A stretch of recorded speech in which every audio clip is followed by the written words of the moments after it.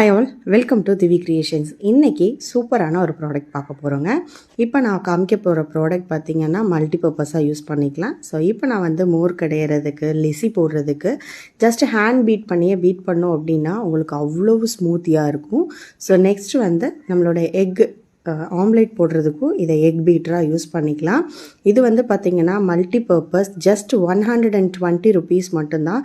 So நல்ல ப்ளஃபியான omelette வேணும், bread omelette போடுறதுக்கு, இதுக்கெல்லாம் மல்டிபர்பஸாக யூஸ் பண்ணிக்கலாம். பட் சிங்கிள் ஹேண்ட்லேயே இதை யூஸ் பண்ணிக்கலாம்.